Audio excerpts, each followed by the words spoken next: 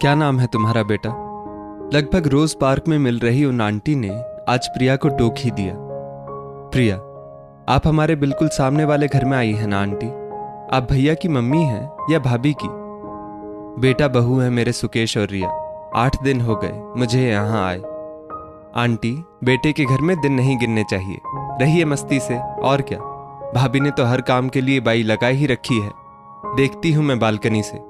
अच्छा है ना, आराम से खाइए पीजिए, घूमिए फिरिए और हरि का नाम लीजिए।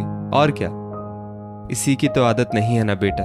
गांव में रहती हूँ, घर द्वार चूल्हा चौका गाय बछड़े करते करते शाम हो जाती है। फिर अगल बगल वालियों के साथ बतिया लेती और सांझ बाती करके खाकर सो जाती। समय कब बीत जाता था पता भी नहीं चलता था। यहाँ तो घड़ी देख देख कर समय काटती हूँ। भैया इकलौते बेटे हैं क्या आपके आंटी? नहीं, एक बेटा और है, मुकेश। वो अभी पढ़ाई कर रहा है, इंजीनियर बनेगा वो भी। जिस साल उसका दाखिला हुआ उसी साल उनके पिता चल बसे। उम्र तो नहीं थी जाने की, पर होनी पर किसका बस है। सुकेश ने आने कहा था अपने पास, पर बूढ़ी सास और घर पशु सबको किसके भरोसे छोड़ दी। और भी 2 देवर हैं मेरे, पर सास के उन बहुओं से बिल्कुल नहीं जमती। और अब तो मैं अकेली ही हूं, तो दोनों सास बहू को एक दूसरे का साथ मिल जाता है। पर सुकेश बड़े दिनों से जिद कर रहा था, तो सोचा 1 महीने के लिए हो आती हूं। सास तो कहीं जाना नहीं चाहती, तो उनको बड़ी मुश्किल से मनाकर छोटे देवर देवरानी के पास छोड़ आई हूं। इधर बहू बड़े घर की है ना, सुकेश के साथ पढ़ती थी। एक तो पढ़ी लिखी, दूसरा अमीर खानदान। भला उसका और मेरा क्या मेल। आती है, पैर छूकर प्रणाम कर लेती है, उसी में खुश हो लेती हूँ। बात तो ना के बराबर होती है, क्योंकि ज्यादातर वो अंग्रेजी ही बोलती है।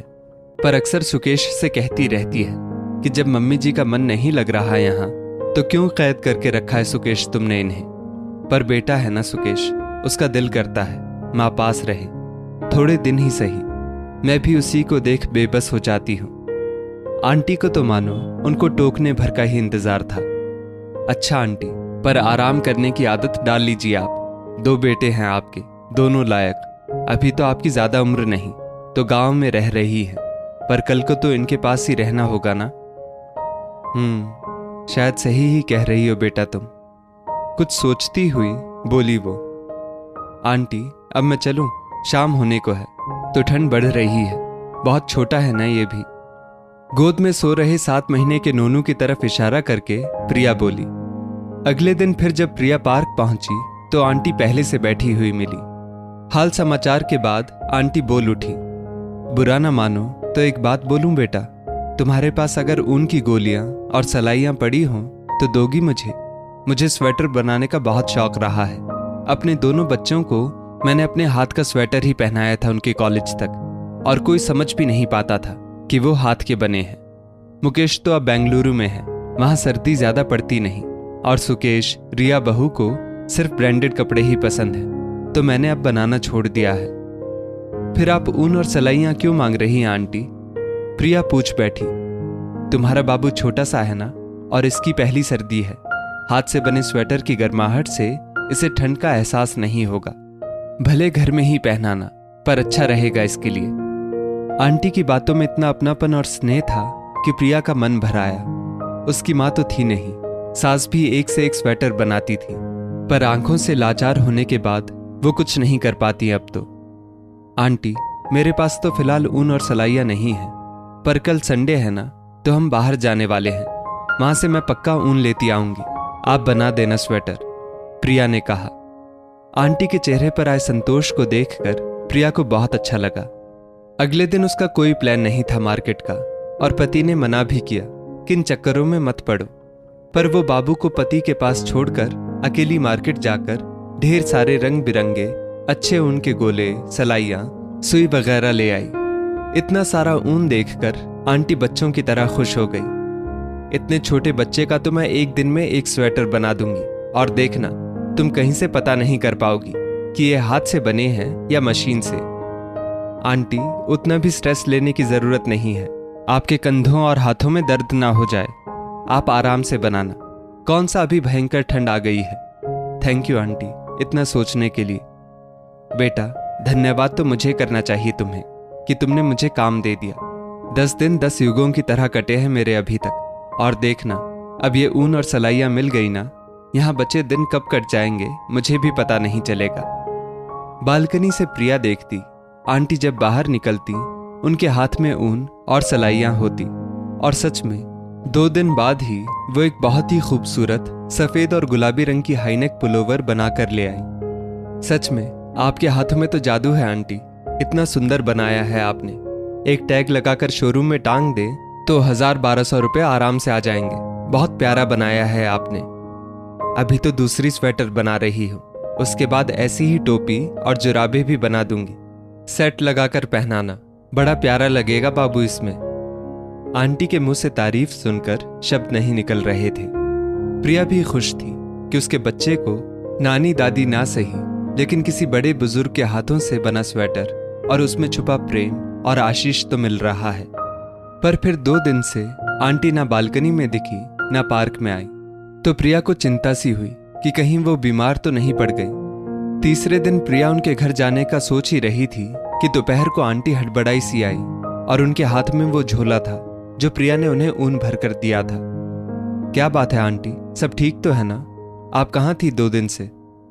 बेटा, मैं तुमसे माफी मांगने आई हूँ। किस बात की माफी आंटी? मैं गांव जा रही हूँ, मेरी सास की तबीयत बहुत बिगड़ गई है। तुमसे इतना सारा ऊन मंगाकर मैंने तुम्हारे पैसे बर्बाद कर दिए, इसके लिए मुझे माफ कर दो बेटा। कहते हुए वो प्रिया के कदमों पर झुकने लगी। अरे ये आप क्या कर रही है? आप मुझसे इतनी बड़ी है। कोई बात नहीं, परिस्थितियां बताकर कहाँ आती हैं। आपका इसमें क्या दोष? आपका अभी अपनी सास के पास होना ज्यादा जरूरी है। पर आप बुरा ना माने आंटी, तो ये ऊन वगैरह अपने साथ लेती जाए। जब दोबारा आएंगी तब तक बनाकर लेते आना, या कभी भैया गांव गए तो उनसे ही भिजवा देना। मेरे पास तो वैसे भी पड़े ही रहेंगे। ना मुझे बीनना आता है, ना आसपास कोई स्वेटर बनाता है आजकल। मन तो मेरा भी था, पर वो क्या है बेटा। आंटी को कोई जवाब ना सूझता देखकर प्रिया को पता चल गया कि आंटी के ऊन लौटाने और वापस जाने की वजह उनकी सास नहीं, कोई घरेलू बात है। शायद उनकी मॉडर्न और हाई क्लास से जुड़ी बहू को अपनी सास की ये मिडिल क्लास बात पसंद ना आई हो। वो ऐसे भी कहाँ किसी से बात करती थी। सुना था कि कुछ दिन के लिए ही सोसाइटी में आई है।